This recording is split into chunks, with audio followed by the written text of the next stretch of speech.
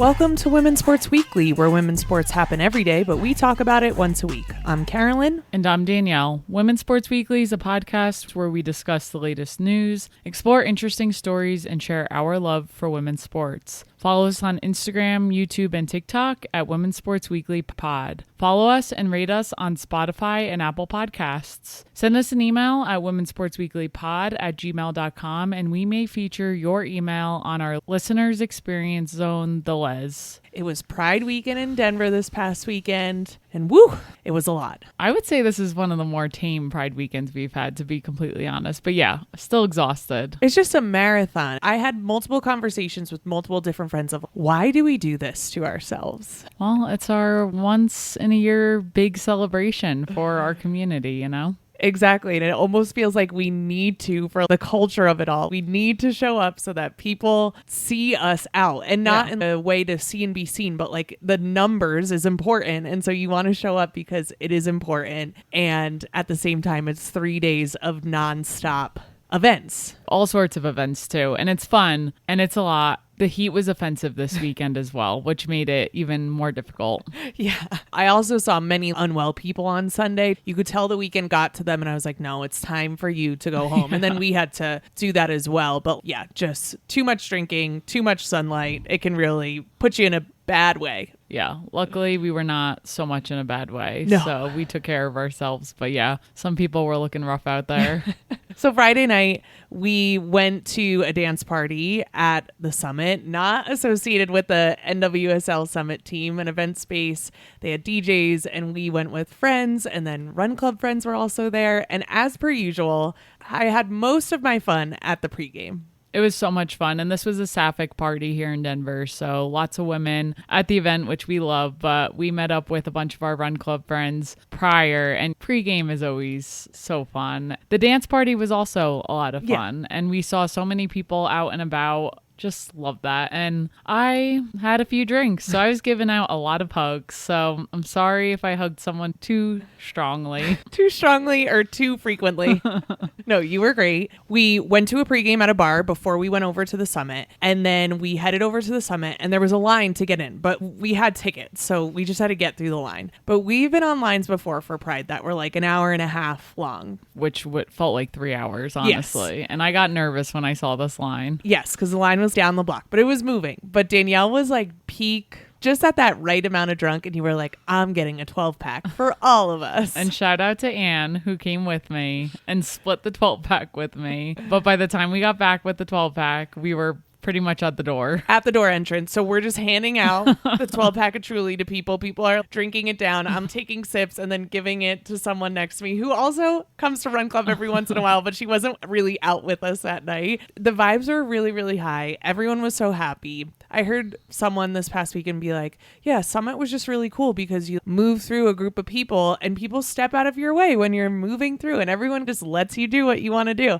And yeah, that's what I just love about Pride Weekend and spaces, especially like Sapphic spaces like that, where, you know, vibes are high, energy is good, and no one's trying to be mean. Absolutely. We, had to rally the next morning. Ooh. You went to Yoga on the Rocks, which I do not know how you woke up at 5 a.m. to do that. Yep. And I woke up, I guess, 2 hours behind you to go do the Denver Pride 5K, again, with some friends from Run Club. Shout out to everyone who was able to, one, be at Summit on Friday night, including myself, and then run the 5K in the brutal heat of that day. But you had to wake up early first for Yoga on the Rocks. Yes, and Yoga on the Rocks is yoga at Red Rocks. I teach yoga on the side, and one of my very good friends, Kendall, was teaching Yoga on the Rocks, and I just really, really wanted to be there for her. So we got to bed around 1 a.m. on Friday, and then I woke up at 5 a.m. to make sure I could get to Yoga on the Rocks on time. Did that from 7 to 8 a.m., but Kendall just did so well, and so I'm really happy I did it. I came back immediately and went right back to bed. I was like shaking while doing yoga, like had nothing felt right, when you drink a little bit too much and nothing can cure you. That was me on Saturday. But you also got zero sleep. It wasn't just the drinking. 4 hours of sleep after drinking. Brutal. It was brutal, but I just can't bounce back like I used to. We talk about it all the time. There's just no bounce back anymore. But again, giving a lot of people credit who got up for that 5K too. And for you, got moving. You ended up running 7 miles on Saturday. So as much as it was like a marathon of a weekend drinking, partying, it was also a marathon of a weekend for mileage. Yeah. You were like, how are you getting to the 5K? I was like, I'm just going to run there. We share a car. I'm also training for a marathon. And I did my long run earlier in the week, knowing this weekend was going to be what it was. But I was like, I don't feel great, but I'm just going to run up to Cheeseman. And then afterwards, I ran back home. So yeah, I was feeling actually really good after the 5K and after I got back because vibes were high. Everyone was so happy. I kept telling you I was amazed at how many people do the 5K. I've always wanted to do it, but we usually go out on Friday nights and I just don't have it in me to get up. But shout out to Claire who organized it with our run club and encouraged a bunch of us to get out and do it because it was a lot of fun and I'm happy. And it was just so great to see people walking, running, all types of people out there and just celebrating in different ways. And I just loved it. And I got back and was feeling good. But I definitely hit a wall. But we did go to our friend's house for a party for a little bit. And I'm glad we made it. And then we stopped by the 99ers. After that, but we were in bed, I think by 9 on Saturday night. Yes. So we went to a day party at a friend's house. Shout out Maria. We stopped by there, but we weren't our best selves. We're still struggling. And then we wanted to stop by the 99ers because they had their back porch area and then they had the side porch area. So we stopped by there and then we looked at each other and we were like, it's light out and it's time to go home. Yes. And so we made it home pretty early on Saturday. I'm just also so amazed by the amount of lesbians, sapphic, queer people out and how many there are of us in Denver. I think that was really, really cool to see. Yeah. Like we're everywhere. We're everywhere. Yeah, totally. And that kind of brings us into Sunday because Sunday we went to drag brunch. I'm jumping ahead a little bit, but the drag queen was like, lesbians, welcome out of hibernation. And it is funny because like we do kind of hibernate and then we just come out and really show our support during Pride. That's what we do and we show up. But I just love that there's just so many pockets of us and just the amount of women in Denver, lesbian women who get together, I just think is really incredible. I absolutely love it. I loved the parade Sunday morning. We were feeling great because we got so much sleep the night before. We were in shade. We're just really feeling our age these days, but the parade was so fun. And yeah, drag brunch was so fun. And then it was 90 degrees and we were outside and I was like, my legs hurt. I must go home. We went home and I put the recovery boots on and I'm like, this is mid-30s. Yep. And it's so funny. Shade during the Pride Parade. I mean, 3 years ago, I remember we were at the Pride Parade in the blazing sun with my cousin and a bunch of other people, and we didn't care. And this year, we're like, this shade spot is so amazing. We could stay here all day. We pretty much watched the entire parade. Yep. Went to drag brunch. Love the drag queens. Yeah. Just love them so much. You caught a drag bouquet. The one queen literally from across the room just turned around. No warning. Just whipped a bouquet. She was like in a drag wedding dress. Yeah. And I just snatched it and she turned around and came waltzing over and gave me this huge hat with this insane veil. So great. That thing weighed like 10 pounds on my head. And you were like, this is hot. And I'm like, imagine how the drag queens feel. Yeah. They're in like a full beat of makeup, so much costume, and just working so incredibly hard. So that was really fun. We were with our friends Lex and Sarah. Last year, we went to X Bar after drag brunch and just went out. And I thought that was going to be me because I have off this whole week from work. And I was like, I'm going. But once I was in that heat, I was like, Carolyn, my feet hurt. I'm so hot. I need to go home. Yeah. And I was happy too. I was like, let's do it. I don't want to feel like crap on Monday and Tuesday. Like I can't have a 2-day hangover like I do most prides. Yeah, no. And I got 10 hours of sleep Sunday into Monday, woke up, ran 6 miles and feeling great. But I would also like to share that in not so fun news, we had our pride flag stolen off our porch. So there's been a lot going on. We've been in New Jersey. Well, I've been in New Jersey for a week and you were there the weekend prior because my sister who's getting married, Amanda, shout out, had her bridal shower, which was so fun and lovely. And then I stayed the week because my poor dad had open heart surgery and he's recovering and doing great now, but it's going to be a long recovery. So thinking of him, but I stayed home leading into his surgery to be there before he went in. And you had a work trip. Yeah. And I was out of the state. When we were gone, we both came home. We both at the same time realized our pride flag was missing from our porch. And we were like, wait, did the wind blow it away? And I was like, no, that was on really good hooks. Like, I don't think the wind could have taken it. So we have a ring. Look on the ring. And some of you who follow our personal accounts saw this. A man came up on our porch and ripped our pride flag. And we had these curled hooks. He really had to pull, and he literally ripped the hooks down and straightened them out. It was obviously out of anger that he was pulling our pride flag down. So we got it on camera. We posted it to our Instagram stories because we were like,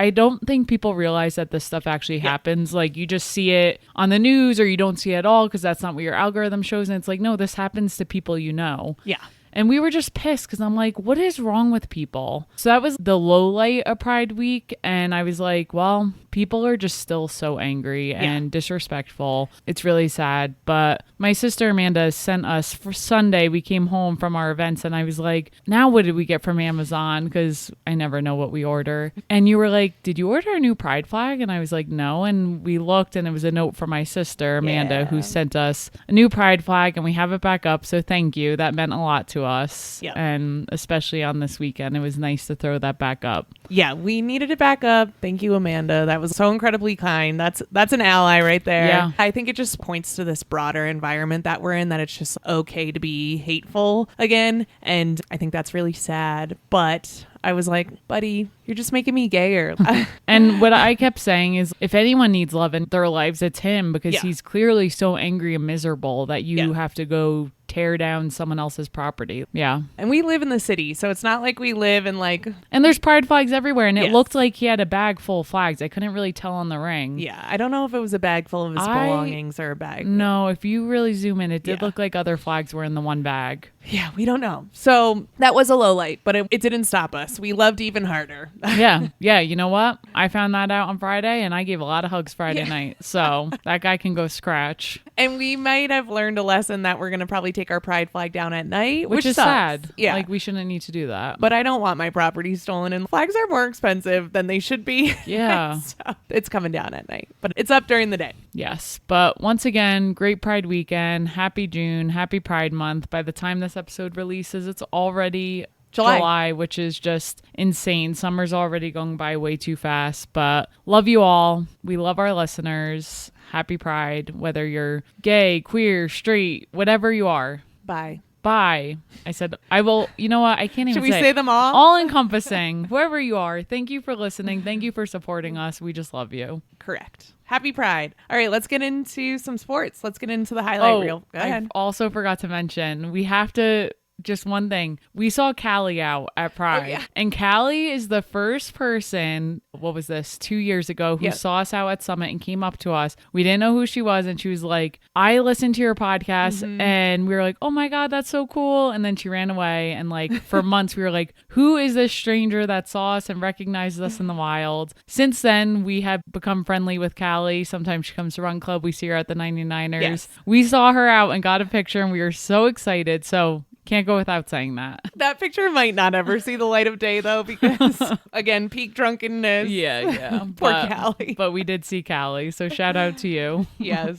First person who saw us in the wild, and we were like, do we have people who listen to us who are outside our friends and family? That is awesome. Yeah, so that was the 2-year anniversary of that, which I thought was really funny. Love. Okay, now let's get into some sports. Let's talk about the NWSL. So during this little break for the World Cup and international break, there have been some signings. And as regular season of the NWSL resumes this week, I want to talk about where some people are now playing. So Ally Sentnor went from the Kansas City Current to Angel City. Angel City sent $850,000 in the intra-league transfer to Kansas City for Ally Sentnor. She then signed a contract extension through 2029. Ally Sentnor plays for the U.S. Women's National Team. I do think this is an interesting move from Kansas City to Angel City, mostly because Angel City struggles as a team, and the signing at Kansas City was like a big deal. But we do know that players have to approve their trades now in the NWSL. So she agreed to this. So I'm going to be keeping my eye on this moving forward. On top of that, Reale was traded from Gotham to the Boston Legacy for $350,000 in allocation money plus $50,000 in transfer funds.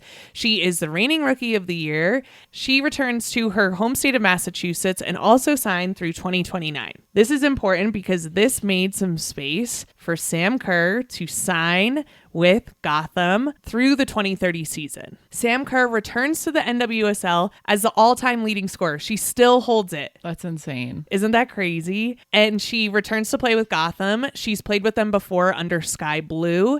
And so she's coming back to Gotham and she's playing. We thought maybe she was going to Boston. Or Denver. There were some teasers. I know. But Boston got Reale. Gotham gets back Sam Kerr. And yeah, very exciting. Probably we'll see her at some point in July. Yeah, I really hope so. That'd be awesome. So that's your NWSL movement. Emily Sonnet signed a contract to stay with Gotham. So there were some things that happened as well for people to continue their contracts. But the NWSL is back up and running this week. I'm so excited. Yes, it's been too long. We also have to talk about Marina Mabrey switching over to the WNBA. I will just say, I have loved Marina Mabrey for a long time now, even when people didn't know who she was. I even saw her play in high school once. That's awesome. Back in New Jersey. Yep. It's really crazy to me because last year Marina was unhappy. She was moving around to teams, trying to get out of her Connecticut Sun contract. Yeah. And we were kind of like, what is she doing? Is this okay? Yeah. Is this going to hurt her career?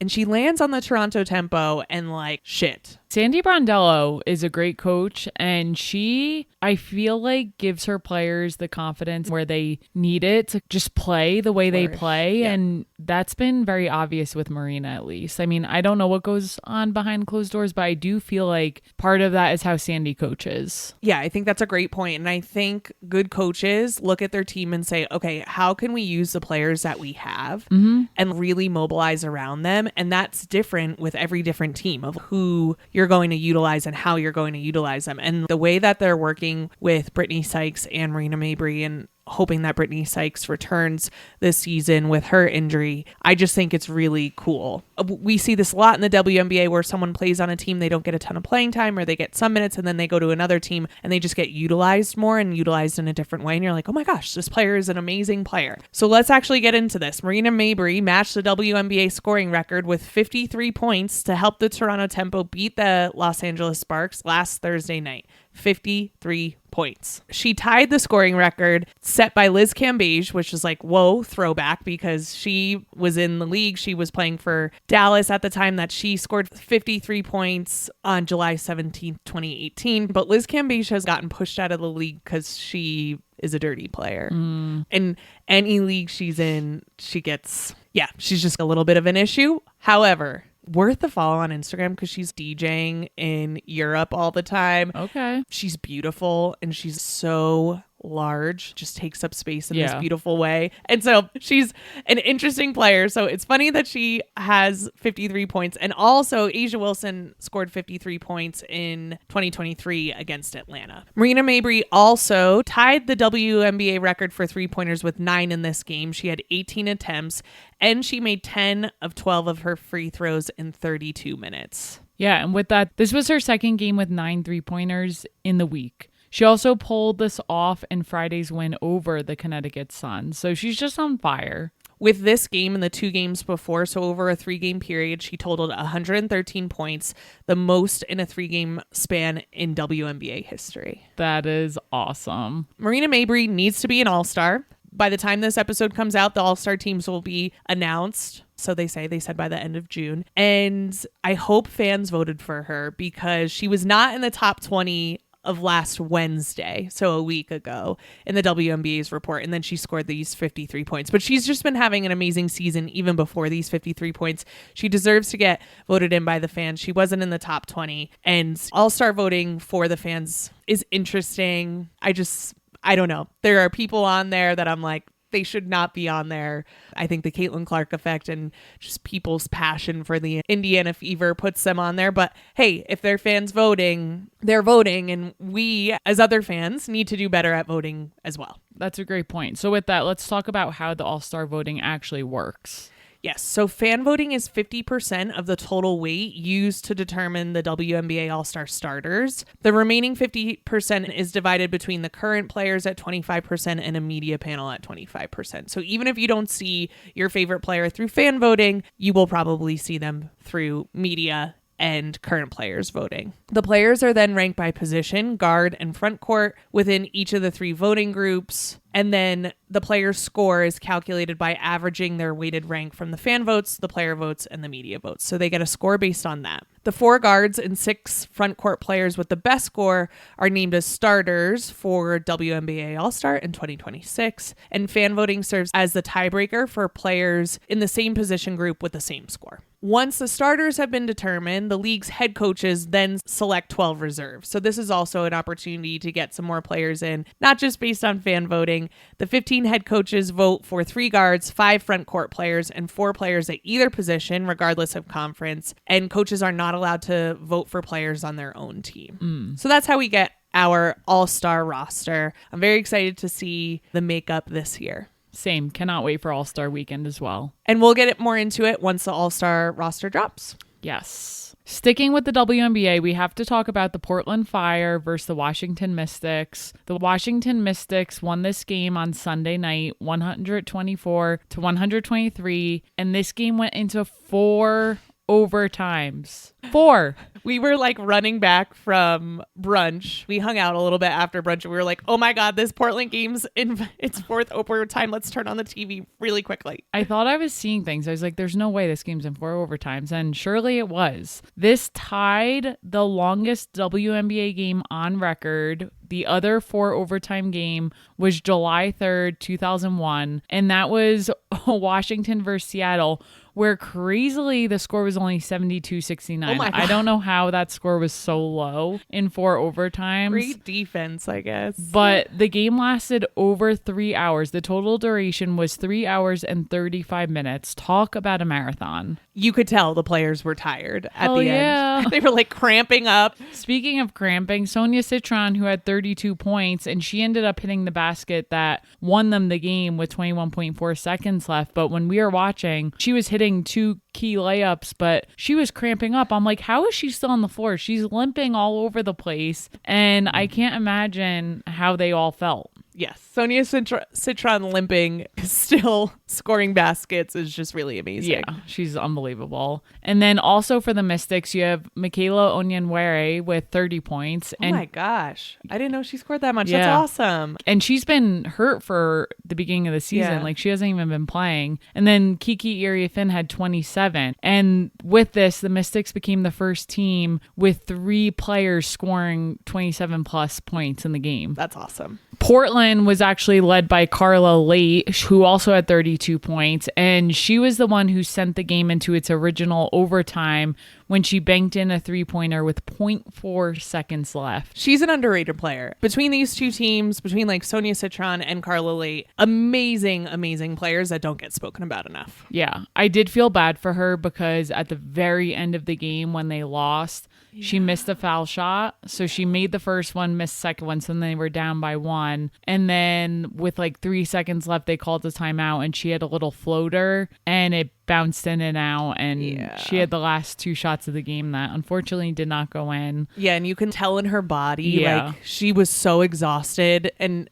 I didn't see her cry, but it was like that almost like racking of like, oh my God. Yeah. So that was rough. And before she went to the foul line, she got hit hard and her back was in a lot of pain. So I just can't imagine how banged up all these players were who were playing. And then you have Sarah Ashley Barker, who had 25 points. And then you have Megan Gustafson with 20 for Portland's. Overall, the game had 21 ties and 12 lead changes. There was a lot of back and forth through each of the overtimes, making it a battle. And just insane. And then sadly for the Mystics, Georgia Amore left with a right knee soreness. This is the same knee she injured last year and she did not return to the game. So I'm hoping good things for her in the next coming days. Yeah, same. That's rough. I just want everyone to be healthy. I know. Injuries suck. But what a game. That was really awesome. There's so much talk right now of things that are happening in the WNBA.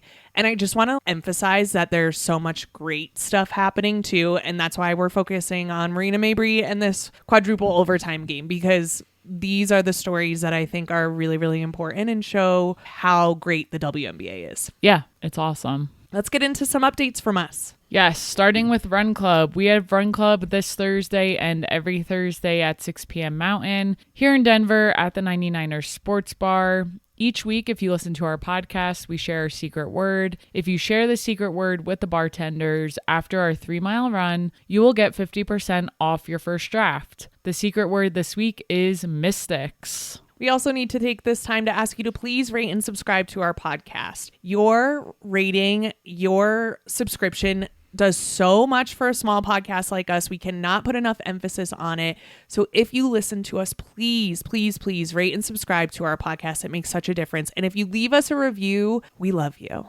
because it really helps our podcast reach more people. The more reviews we have, the more ratings we have, the more subscribers we have, means that we reach more people. That's how kind of the algorithm works. And we're trying to figure out this algorithm. We create, produce, and edit the podcast ourselves. When you give us a positive review, when you share it with the people you love, you give us a little bit more gusto to continue doing this, because we do this for free. Thank you to everyone who has rated us so far. If you send us a screenshot of your 5-star rating, you can send it via DM or to our email, womensportsweeklypod@gmail.com. We send you a sticker for free in the mail. Let's get into our deep dive for this week. Yes, we're going to talk about something we don't talk about a ton, and that is women's golf, because there is a lot that's been going on and very positive. Love it. Don't know much about golf, besides that I caddied for a summer and was in the best shape of my life. Yeah.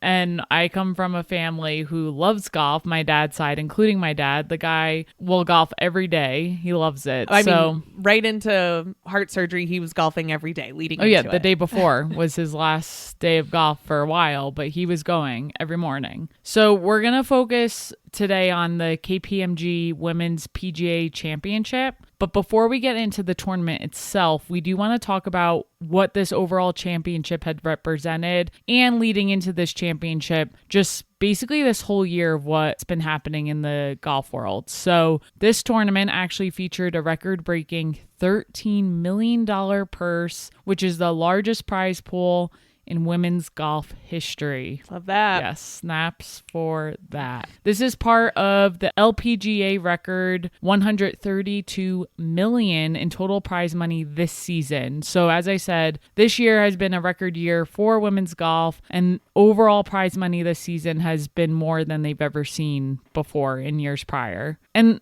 overall, it's just really an incredible sign of where the sport is headed and where all women's sports are headed, because we continue to see growth, and with that growth in money, which is great. Along with the money growing, viewership also continues to climb. Earlier this year, we saw 2.2 million people who watched the final round of Nelly Korda's U.S. Women's Open victory. This was a 78% increase from the previous year. Yeah, Nelly Korda is someone who's really utilizing her social media well and is an amazing player. I also like all of the golf girlies are putting their tees in their buns. Have you seen that? No. And I'm like, oh, this is so cute. And I love it, because men's golf, they're not in their bun era. So none of them have that. And I just love to see all the little tees, and they make it look cute. And since 2020, the number of women playing golf in the U.S. has increased 45%.